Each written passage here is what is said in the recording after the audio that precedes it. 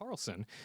She sends us a question, guys, and she says, will Avengers Campus at the Disneyland Resort save or elevate the Disneyland Resort coming out of COVID-19? So we want to mention that this past week, as a matter of fact, it looks like Avengers Campus has been sort of placed on hold. Okay, so there was originally summer of this year, it being something that was going to debut, and California Adventure was going to celebrate this new land opening on the former site of Bugs Land. But now it looks like this has been pushed out until an undetermined date, as construction had to slow to a stop, given what's going on with the global pandemic.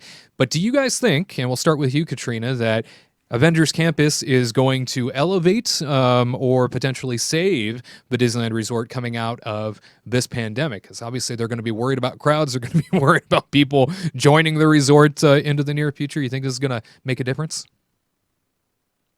I don't think it's going to save the park because they're opening it up in phases. So it's not going to save it, but it'll elevate the experience because it'll definitely, once they open it, it'll make the park a little bit bigger. So it'll be like less clustered at other places. And yeah, I don't know. I don't know even when they're going to open it too, because again, they have to train their cast members and stuff. So who knows when they're going to open it back up? Maybe during Christmas, I'm hoping, but yeah. Yeah, I think unfortunately for Disney, they kind of put the big focus on the food and drink, in my opinion. I think that in this first phase of Avengers Campus, really the main thing that we were going to get as far as entertainment goes was the stunt show and the Spider-Man attraction, which I don't have high hopes for personally, but we'll see how it goes. And so they focused on all these things that were going to bring in money for them, like a more kind of California Adventure-esque plan, I guess, where they were going to, sell food and beverage and have these kind of exciting offerings. And I just think that people aren't going to be ready to go and spend $100 on a quick service lunch when this is all over. So I think, unfortunately for them, they have focused on something that will hurt them during this time. I do think it'll help elevate the park overall. Will it save them? No, it's not. Unfortunately, it's not. This is not a big expansion. Right. And when we get like phase 2, maybe that'll change things. But this expansion is actually relatively small. So I don't think it's going to save anybody, but it'll elevate the park.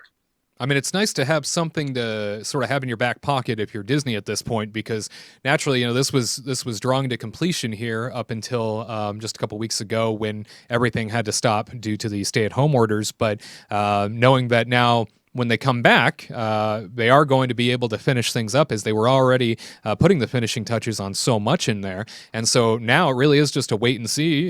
Hey, are they going to open it and wait until fall? Are they going to wait until Christmas time? Are they going to be able to use this really as a marketing tool to drive crowds in? Garrett, what do you think, as an outsider looking in, as a Floridian looking into what we're doing out here in California? I mean, you guys have sort of the same situation with a handful of things out there.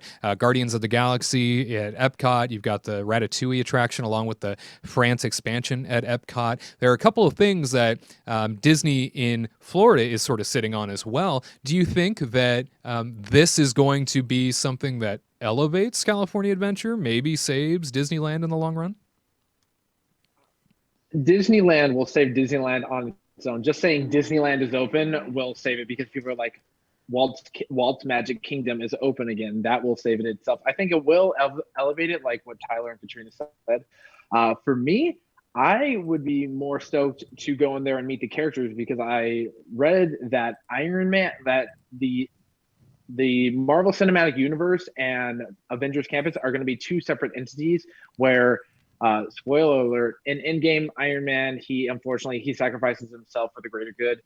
But on Avengers Campus, you can meet Black Widow, Iron Man, and all the other amazing characters, and it's outside of that.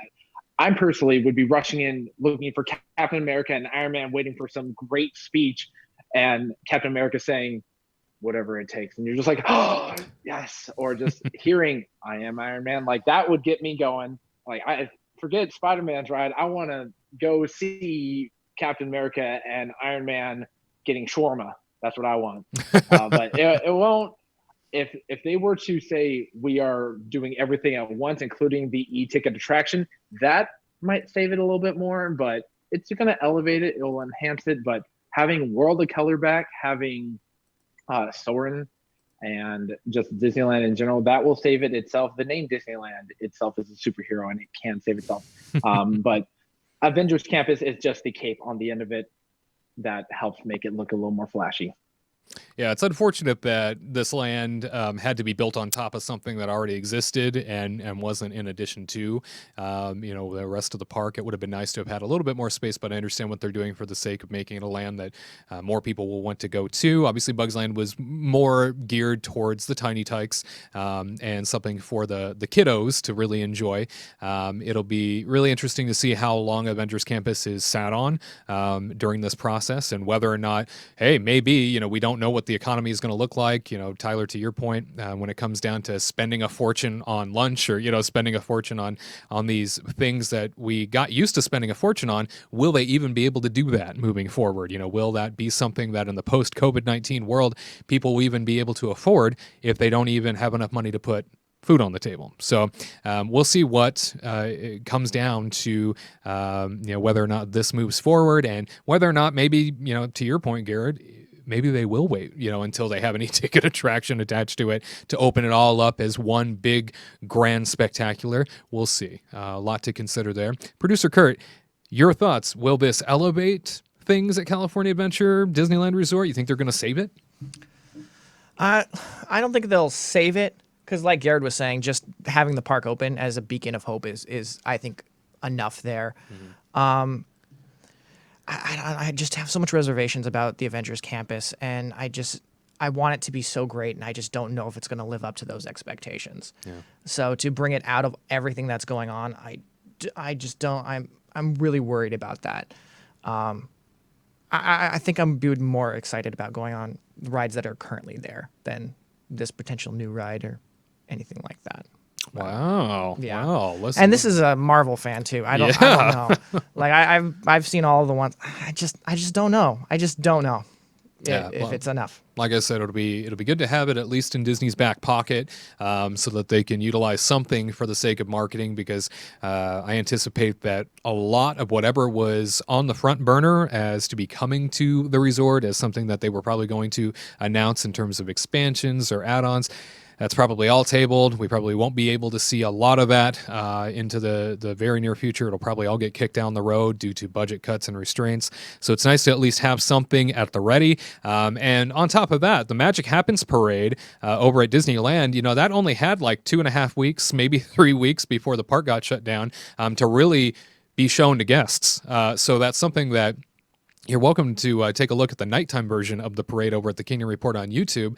It's something that is definitely a lot of fun and still was going to be something that going into spring break was going to draw a lot of people in because it's a new parade. Anytime Disney does a new parade, it's a big fun thing to go see. So they still have that to rely on a little bit. And we'll see when the COVID-19 wraps up and the pandemic sort of gets to a lesser degree and we're able to get back to some sense of normalcy. We'll see what the Avengers Campus does in that mix. To all who come to this happy place, welcome.